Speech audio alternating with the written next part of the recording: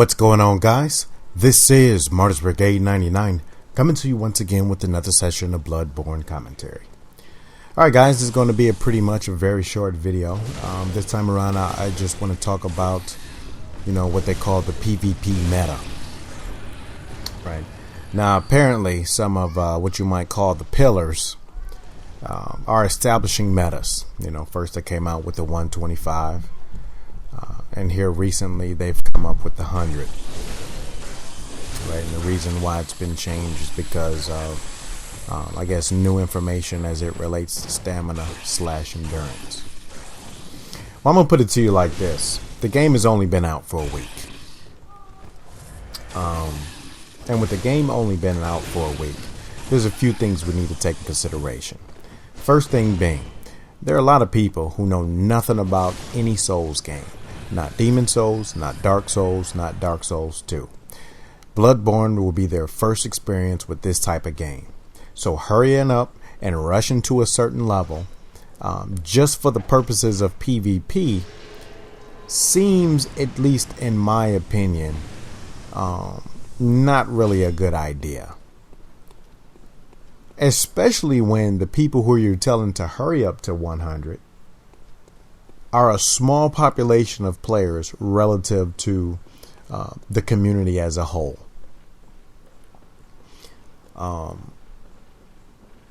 Let's just think about this. Of course the vets are going to try to hurry up and get through the game. Of course the vets will more than likely have a easier experience getting to the end game as opposed to someone who's never had experience with games just like this or even similar to this. So of course, but assuming there are PvP windows, invasion windows, similar to what they were in past games, because at the end of the day, even at this point, I don't even know what the invasion window is. I've heard some people say it was exactly 10 levels. I heard other people say that the invasion window, summoning window, was similar to what it was in Dark Souls 1 and Demon Souls, which was 10 levels plus 10%. But seeing that I've heard at least two different things, I don't know if anyone is sure.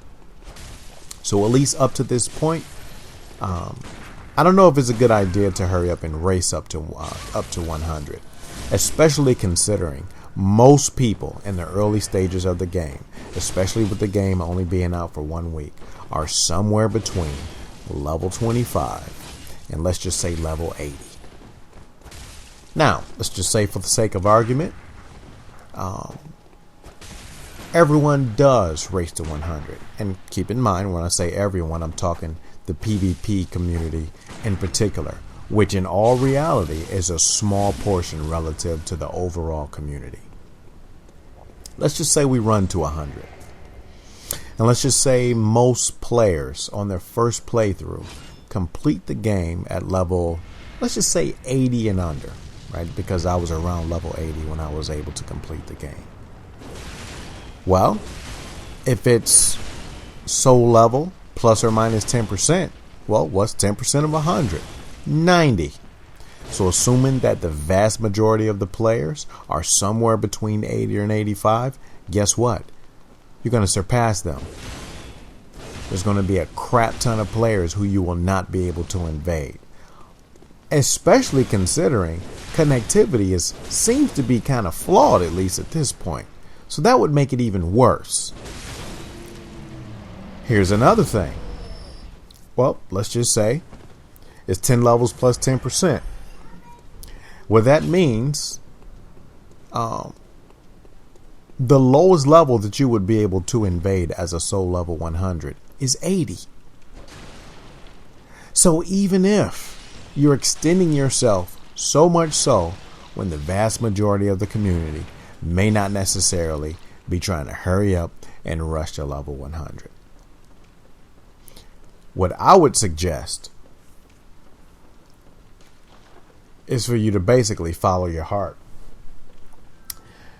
Follow your brain. Actually, I'm not going to say follow your heart. That's kind of on some more emotional stuff. Follow your brain. Most players. Now, Another thing I do understand, people want to go to soul level 100 and whatnot because they want to have what you might consider to be you know, complete builds. You think most of these players out here, especially the new ones, know anything about having complete builds? I mean, I know the first time I played Demon Souls, I didn't really understand the way things went.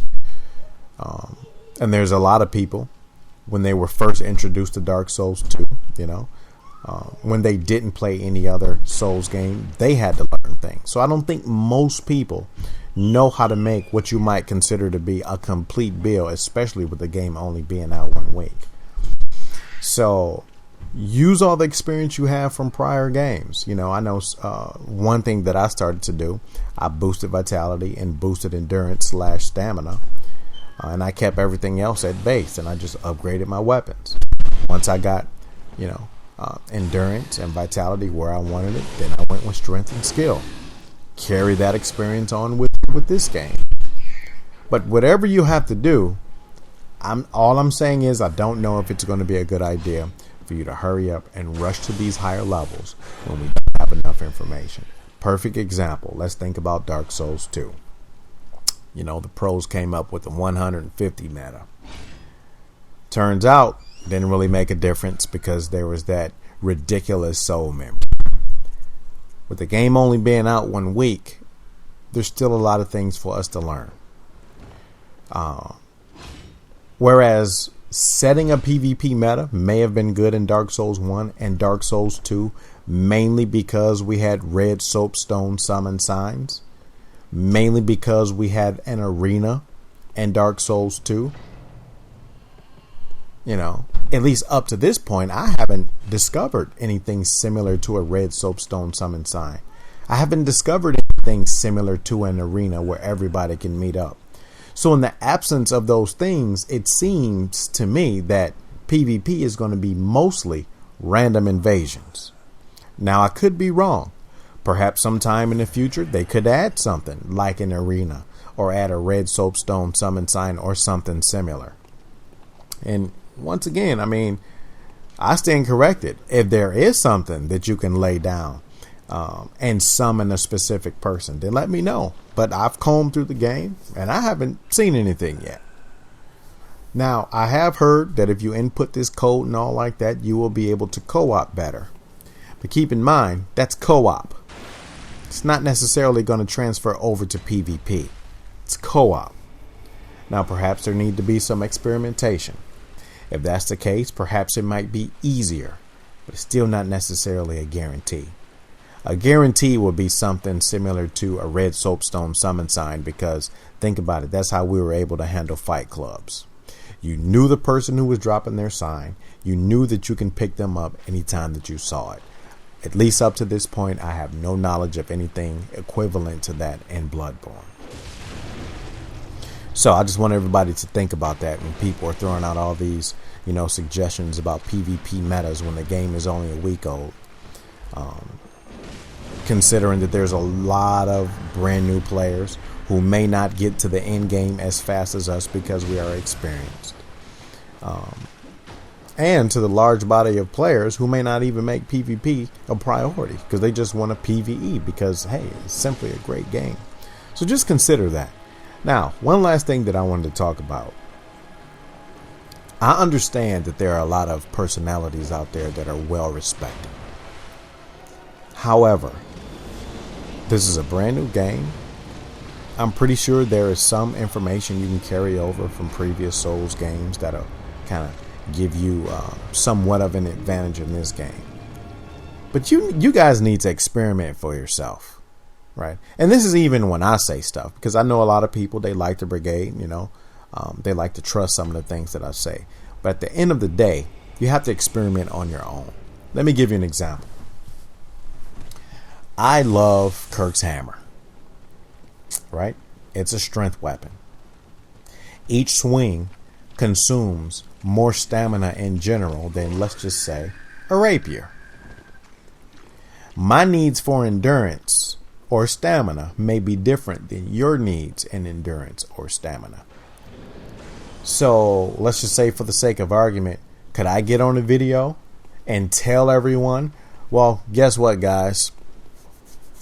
Stamina is really irrelevant. You really don't need no more than X.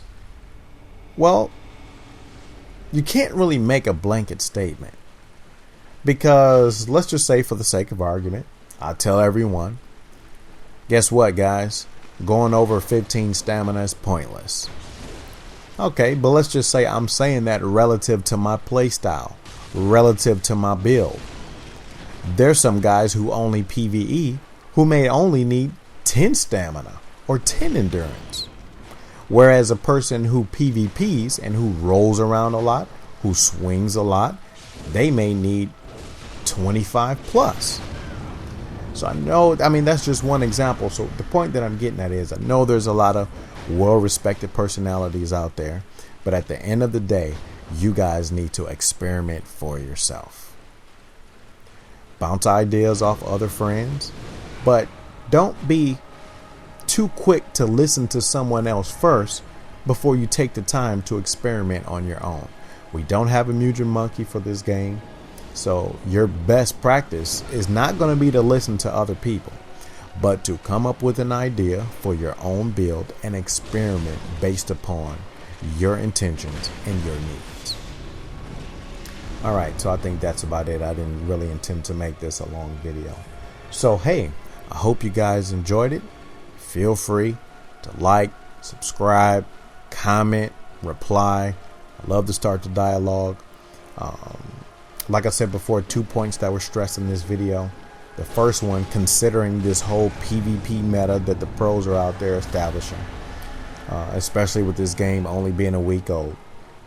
And number two, putting too much faith in what someone else says as opposed to trusting your own self, your own experimentation, right? Because that's actually, in my opinion, the best experience you're going to get. All right, guys. Well, until next time, Martyrs Brigade is